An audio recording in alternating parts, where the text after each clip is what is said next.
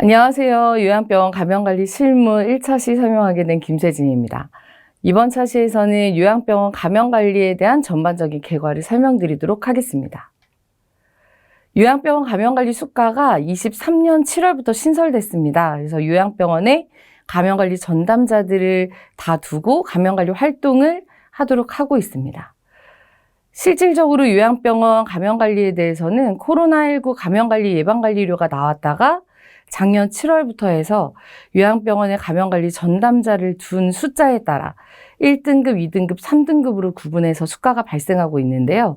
3등급의 경우는 겸직으로 요양병원에서 790원 환자당 발생이 되시고 1등급 같은 경우는 그 150명당 한 사람 감염관리 전담자 수에 따라서 실제 199병상을 기준으로 감염 1등급 수가를 기준한다면 월에 1,500만 원 정도의 비용이 발생된다고 생각하시면 되겠습니다.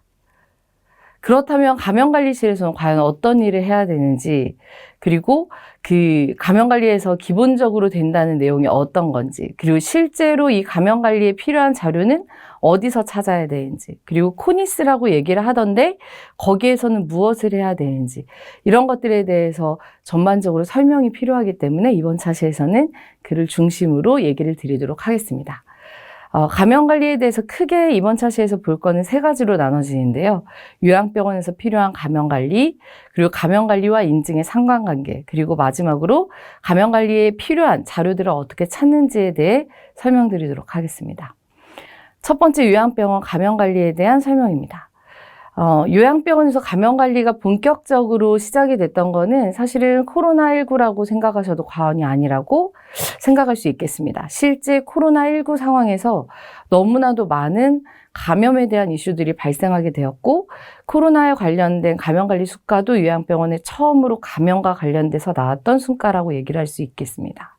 요양병원에서 그 감염관리 수가가 발생하게 된 기본 틀 자체가 2차 의료 관련 감염 예방관리 대책에서라고 생각을 하시면 되겠습니다. 제2차 의료 관련 감염 예방관리 종합 대책은 2023년부터 27년까지로 계획되어 있는데, 여기에서 중점적으로 보고 있는 것은 의료기관의 시설이나 환경관리 체계를 개선하는 겁니다.